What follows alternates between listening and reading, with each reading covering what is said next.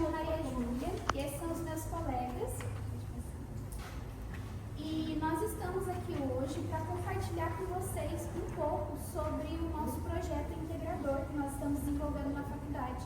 Nós somos alunos do curso de Direito no Unisal e estamos no segundo semestre. Então, nós vamos falar com vocês sobre os regimes de cumprimento de pena e a construção de um senso comum. Então, nós vamos entender hoje como a forma como a mídia expõe os casos na internet pode influenciar na visão das pessoas sobre o que é justiça. Então, nós vamos abordar alguns tópicos com vocês.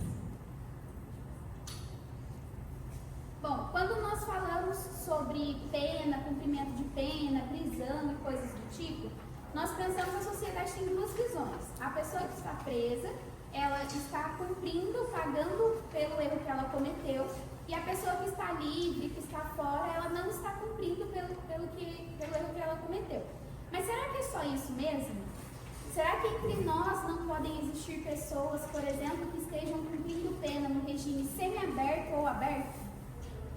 Então, a lei vai muito mais do que estar atrás das grades. O cumprimento de pena vai muito mais que isso. E nós temos 3 tipos de regimes de cumprimento de pena. É o regime fechado, o semiaberto e o aberto. Isso que nós vamos entender hoje. E para entender, nós vamos entender a partir de um caso. O caso de Suzane von Richthofen, não sei se vocês sabem qual caso é, mas foi um caso emblemático. E Suzane von Richthofen, ela foi condenada a 39 anos de prisão no ano de 2002 pelo assassinato dos pais.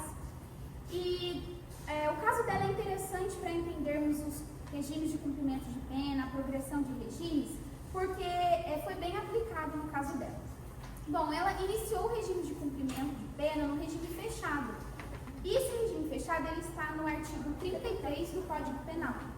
E quando nós falamos de regime fechado, aquele que cumpre em regime fechado, ele cumpre em estabelecimento de prisão.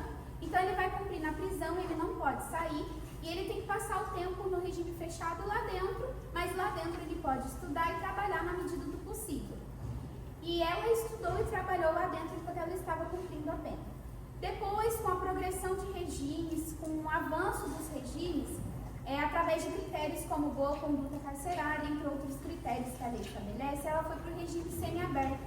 E nesse regime semiaberto, ela estudou e trabalhou fora, ela teve autorização judicial para cursar biomedicina e ela saía durante o dia para trabalhar e estudar e retornava para o presídio no período noturno.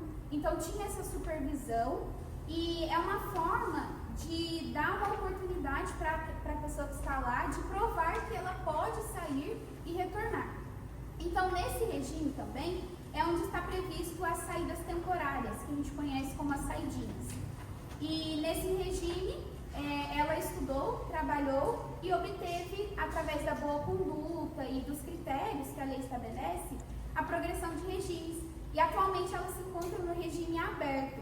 No regime aberto, o condenado ele não está mais dentro da prisão. A lei fala que ele precisa cumprir em prisão-albergue, porém, casa do albergado é uma coisa que não tem muito no Brasil, a gente nem escuta falar, muitas pessoas nem sabem o que são, porque quase não temos. Então, como forma alternativa àquilo que a gente não tem, o Estado criou a possibilidade da pessoa cumprir pena na sua própria casa, que é chamado de prisão-albergue domiciliar. Então, ele ainda está cumprindo pena, porém, da sua casa. Então, o que acontece? Nesse regime, ele pode viver a vida comum, ou seja, trabalhar, estudar, mas no período noturno ele tem que estar em casa. Em todas essas etapas, a pena está sendo cumprida e nem todas elas o apenado está dentro da cadeia. Então, essa forma de progressão de regimes é uma forma que o Estado encontra para, na medida que o apenado vai cumprindo os critérios, tendo boa conduta, ele progride. Assim como se ele tiver uma má conduta, por exemplo, no regime aberto, ele está cumprindo em casa, cometeu outro crime, descumpriu as regras que a lei estabelece, ele volta para a prisão, para o regime fechado. Então, tem os critérios. E, bom, no artigo 126 da Lei de Execuções Penais, nós temos um instituto que é o Instituto da Redução da Pena.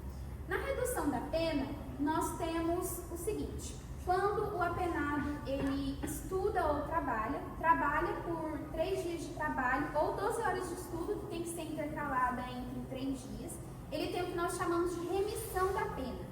Ou seja, ele pode descontar um dia do total da pena que ele tem. Então, através de seus próprios esforços, na medida da possibilidade de trabalho e estudo que ele tem dentro do presídio ou fora, ele pode reduzir um dia da sua pena.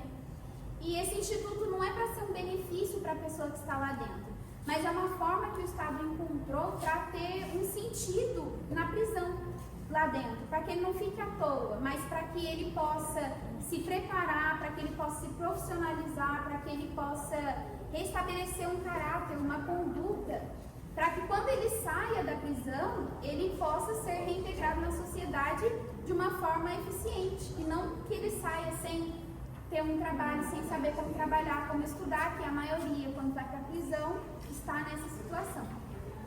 Então, nós temos também no regime semiaberto as saídas temporárias. As saídas temporárias, elas estão previstas do artigo 122 ao 125 e tem a regra que estabelece os critérios para a saída temporária. Mas a lei, a mídia se chocou, as pessoas se chocaram quando foi a mídia a primeira saída temporária dela, que foi justamente no Dia das Mães. Só que, considerando que ela foi culpada pela morte da própria mãe, a mídia estourou, porque as pessoas falavam, uma indignação, um clamor popular das pessoas falando, como assim, por que ela está na rua, enfim. A mídia dizendo que ela estava solta, quando na verdade ela não estava solta, ela ainda estava cumprindo pena, porém com essa questão da saída temporária.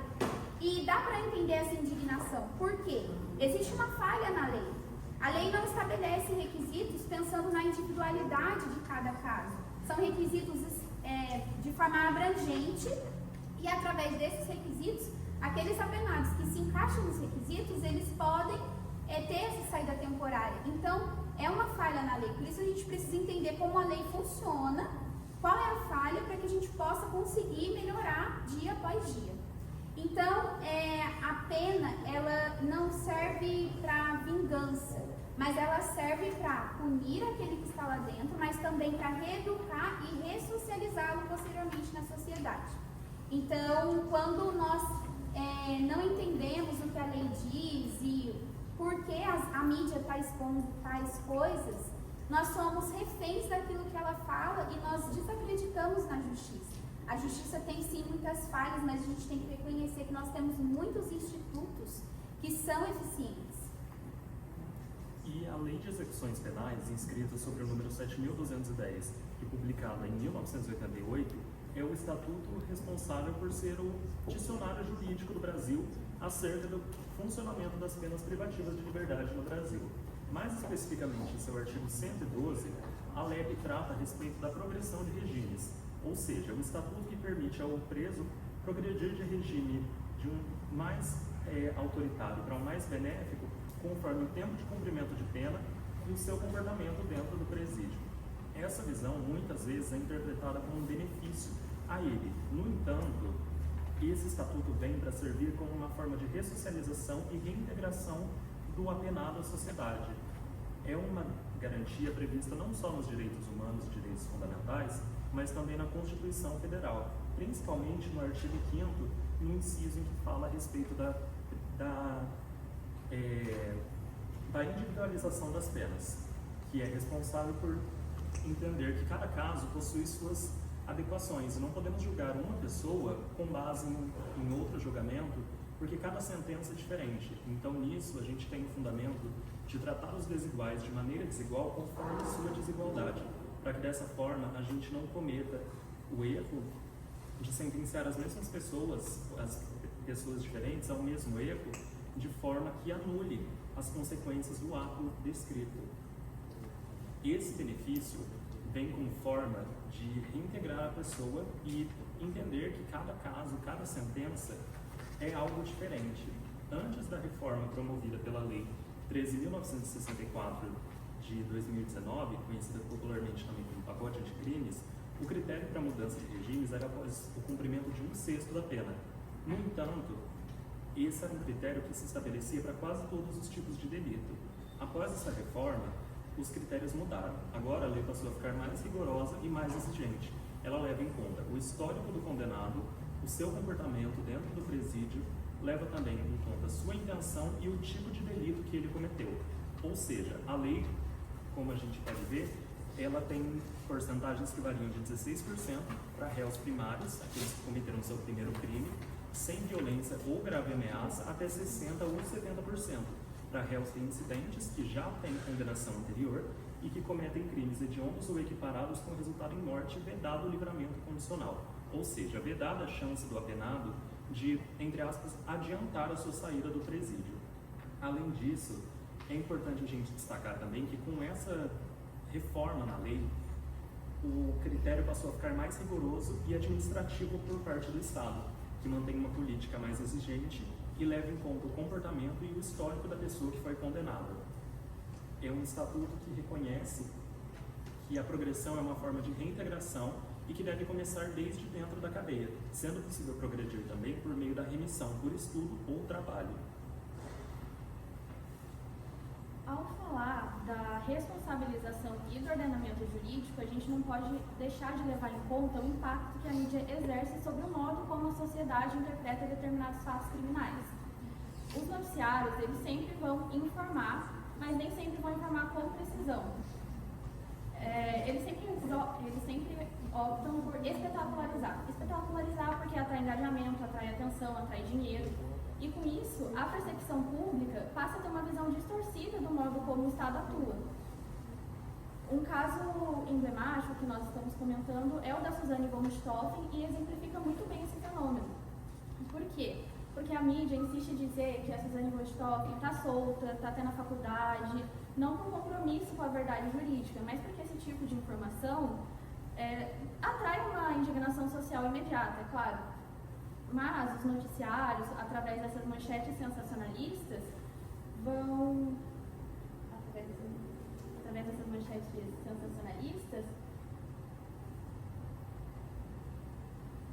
trazer algum tipo de comentário, como o Brasil é questionável, que a gente devia ter pena de morte, pena perpétua, que em qualquer país civilizado ela não estaria na faculdade. Isso traz a ideia de que o sistema é flexível, de que as pessoas não estão sendo responsabilizadas, que as pessoas estão soltas.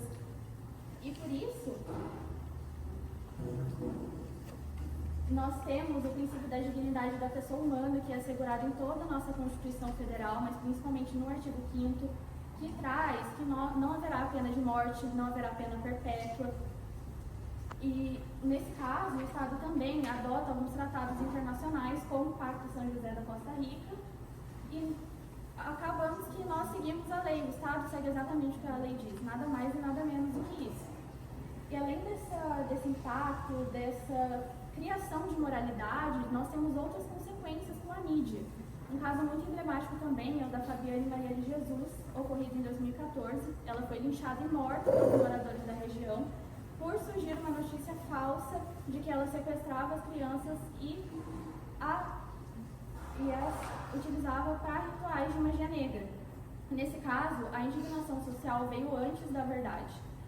Por isso, esses dois casos nos mostram um ponto em comum, que quando a opinião pública ela é manipulada pela desinformação, ela gera indignação social, entre outros aspectos.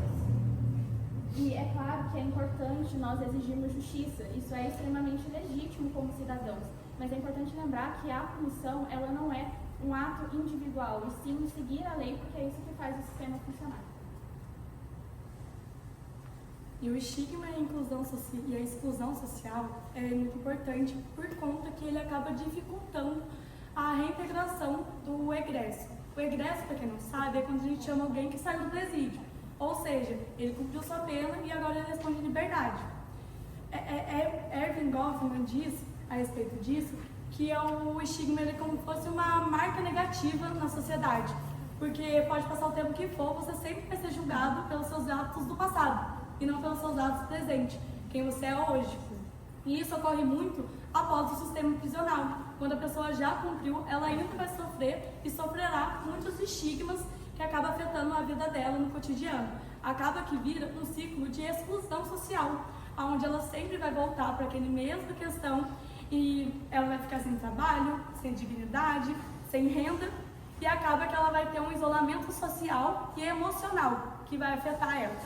Além disso, a sociedade, quando ela fala, principalmente no mercado de trabalho, que precisa das fichas de antecedentes, por exemplo, exclui automaticamente a pessoa que já foi condenada. E mesmo quando ela consegue algum emprego, algo do tipo, ela é julgada, porque a partir do momento que ele descobre que a pessoa é um ex-detento, ela vira alvo de desconfiança, ela acaba sofrendo acusações falsas que às vezes nem foi ela, e a maioria das vezes não é ela, por conta que a sociedade acaba não apoiando ela, acaba julgando ela e tendo esse preconceito. E além desse preconceito enraizado, que acaba que todo mundo tem um pouco, que vem o fator estrutural, ou seja, a falha do Estado nisso. Falta de políticas públicas, falta de conscientização, falta de capacitação profissional para eles e principalmente incentivo à contratação de pessoas que já passaram pelo sistema prisional. Isso é muito importante mesmo, porque a pessoa dificulta ainda mais o processo dela de reinserção social, porque a sociedade acaba não confiando mais nela e ela vai ser mal vista. Um caso muito importante desse é o exemplo do caso Isabelle Nardoni. Eu não sei se todo mundo aqui conhece e está a par do que aconteceu com Isabelle Nardoni. Isabelle Nardoni foi um caso que ocorreu em São Paulo em 2008, que chocou o país. O que fez chocar o país foi por culpa de como que ela foi morta. Ela foi morta aos 5 anos de idade, pelo seu pai, Alexandre Nardoni, e sua madrasta, Ana Carolina Jatobá. E hoje eu venho aqui não para falar deles, mas sim para falar de Ana Carolina Oliveira, que é essa mulher aqui na foto, mãe de Isabelle Nardoni, uma pessoa que sofreu e sofre até hoje por culpa de 2 pessoas. E isso que acontece é que Ana Carolina Oliveira, ela transformou a dor em uma luta, em um recomeço, porque a partir disso, da dor que ela sofreu, ela começou a ser uma figura pública e política, enfrentando a violência com crianças, mulheres e todas no geral ela acaba enfrentando. E hoje eu venho aqui para não falar de Alexandre Nardoni ou Ana Carolina Jatobá. Hoje eu estou aqui para falar de como que mesmo não é só os condenados que sofrem, e as vítimas também. E a Ana Carolina é um exemplo disso, porque eu acho que não existe dor maior do que você perder a sua filha. Uma pessoa que é o pai dela, que tinha que haver uma confiança e não teve. Então isso é muito drástico e é isso que eu quero falar, sobre essa política que a gente tem que ter um perdão social. Mas quando a gente está aqui hoje no trabalho, a gente não está falando que a gente tem que esquecer tudo que aconteceu. Mas o que eu estou falando é uma segunda chance para que as pessoas possam, porque tem casos que a pessoa se arrepende. A gente sabe do mundo que a gente vive, a sociedade que a gente vive, e a gente sabe que tem pessoas que buscam sim uma segunda chance. E é isso que eu venho falar hoje. F. Goffman, ele diz que o problema do estigma é enquanto a sociedade se recusar a ver o indivíduo como ser humano por completo. E a partir do momento que a gente conseguir enxergar isso, a gente consegue uma sociedade mais justa e solidária. E assim, pensando na reinserção do egresso. Mesmo com todos esses desafios e caminhos possíveis, ainda assim é importante a gente lembrar como o sistema penal e a mídia reforçam desigualdades e estigmas. A punição nem sempre acaba com o fim da pena. Muitas vezes ela continua na forma como a sociedade enxerga, julga e exclui essas pessoas. E essa exclusão não é por acaso, ela acontece devido a uma lógica social, uma lógica que reforça que determinadas pessoas podem recomeçar e outras continuarão sendo vistas apenas como criminosas. O punitivismo é a ideia de que, para que acabe com a violência e com a criminalização, serão necessárias mais leis mais severas, mais prisões. No entanto, na prática, isso não acontece. Ao invés de diminuir a violência, acaba que a reproduz. O punitivismo reproduz a violência. O Estado, ao invés de investir em educação, em saúde, em oportunidades, ele utiliza do combate, da repressão, para controlar a sociedade. A socióloga Maria Cecília Minayo diz que isso é a violência disfarçada dentro das estruturas sociais. lei penal no Brasil é muito desigual. Cerca de 68% da população carcerária brasileira é formada por negros, jovens e de baixa escolaridade. Isso mostra que o sistema penal ele seleciona quem ele vai punir com mais rigor em determinadas camadas da sociedade. O jurista Alexandre Barrata, ele diz que o sistema penal, ele cumpre um objetivo de proteger e reparar todos os patrimônios e os poderes de quem já detém o poder. Mabembe fala sobre a necropolítica. O que é necropolítica? É a política da morte. O Estado, ele define quem pode morrer e quem pode viver. A invisibilidade social também impacta muito a vida das mulheres. Mais de 60% da população brasileira feminina carcerária é formada por mulheres negras e pobres. Isso mostra que elas são punidas duas vezes. Primeiro pela lei e segundo pelas condições sociais que colocam ela nessa situação de vulnerabilidade. Também é importante relembrar que a mídia tem um papel muito essencial nesse processo. É a mídia que define quem é o bandido e quem é o considerado pessoa do bem, cidadão do bem. Um exemplo muito emblemático é o de Rafael Braga. Foi um jovem negro, morador de rua e catador de latas que, durante as manifestações de junho de 2013, foi preso injustamente por supostamente portar materiais explosivos, sendo que, na verdade, ele portava materiais de limpeza, pois era assim que ele se sustentava nas ruas. Ele vendia desinfetante, água sanitária. Era o que ele portava. Ele foi preso, condenado por isso.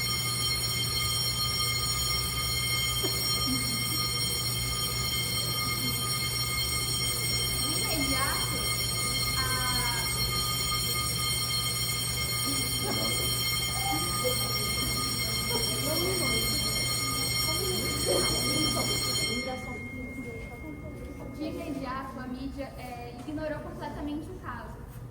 Só depois de muita pressão popular, muitas manifestações, é que o caso começou a ganhar mais visibilidade e a mídia começou a trazer. Tanto que poucos noticiários durante o período de 2013 foram encontrados sobre esse caso, que marcou, hoje em dia é muito conhecido, porque ele marcou mesmo essa injustiça da seletividade penal. Até mesmo na cultura, em filmes, em séries, o personagem negro, muitas das vezes, é retratado como aquele personagem perigoso, marginal, violento. Até mesmo em obras que buscam denunciar esse tipo de preconceito, desigualdade, racismo, como, por exemplo, a obra Cidade de Deus, que é uma das obras mais conhecidas do Brasil. Ela acaba que cria uma lógica coletiva, um imaginário coletivo que automaticamente associa o jovem negro da periferia à criminalidade. E portanto necessário ressignificar o sistema penal, para que assim a gente consiga ressignificar e enxergar outra coisa no outro. Ao falarmos em penas, não podemos deixar de falar sobre as penas restritivas de direito, conhecidas popularmente penas alternativas. Elas são medidas que substituem a pena privativa de liberdade, que é a pena de prisão. Elas estão previstas entre o artigo 43 ao artigo 48 do Código Penal. Elas são aplicadas em crimes considerados menos graves, em crimes mais leves. Por exemplo, em crimes onde a pena é igual ou inferior a 4 anos, ou onde o condenado não seja reincidente a um crime doloso, ou seja, não tenha cometido como um crime anterior um crime de natureza dolosa, ou que não seja um crime cometido com violência ou grave ameaça. Um exemplo, o crime de furto simples. O furto simples ele tem como pena 1 a 4 anos, e ele é um crime cometido sem violência e grave ameaça. As penas alternativas, elas podem ser aplicadas em formas de limitação de fim de semana, onde o condenado vai, aos fins de semana, para a casa do albergado. Se na comarca não tiver casa do albergado, que é muito comum, ele pratica uma ação social, um ato voluntário ou ele estuda. Tem também a interdição temporária de direitos. Na interdição temporária de direito, o condenado ele tem por um certo tempo os seus direitos congelados, interditados. Por exemplo, o direito de dirigir, de frequentar um lugar ou até mesmo de trabalhar. Um exemplo, o advogado ou um médico, ele tem como pena parar de exercer a profissão, parar de advogar ou de exercer a profissão de médico. A gente consegue entender que o objetivo disso, além de ressocializar o condenado à sociedade, é também trazer de uma forma útil socialmente, em ações voluntárias e uma forma de reintegrar a sociedade. Concluímos então que ao longo da nossa apresentação buscamos trazer a compreensão de vocês de que o sistema penal brasileiro ele vai muito além da simples ideia de punir. Trouxemos um pouco dos estigmas sociais, do papel da mídia e como tudo isso se conecta com a percepção social. Dá para entender que as manchetes sensacionalistas e o que está dentro da legislação verdadeira, dentro da lei, é muito diferente. Tem uma divergência muito grande. E a gente consegue ver isso no caso da Suzane von Richthofen, que é um caso muito emblemático, um exemplo muito emblemático. A cada benefício legal que ela recebe, como uma saída temporária ou uma progressão de regime, o judiciário ele tem uma onda de críticas, sendo que não é um benefício dado somente a ela, é um benefício dado a cada condenado brasileiro. E essa reinserção social com o senso comum é muito dificultada, porque tem muito preconceito, é uma cultura muito punitivista e muito ódio. A gente consegue enxergar ao buscar um emprego ou dentro de um ciclo social ou até mesmo dentro da nossa própria família. O direito, ele busca transformar, ele busca a sociedade junta e feliz. Por isso, como diz o jurista Guilherme de Souza Nucci, não prendemos para maltratar, prendemos para transformar. E se quisermos fazer dessa transformação verdadeira, a gente precisa enxergar além das grades e das manchetes. É isso. Espero que vocês tenham gostado da apresentação.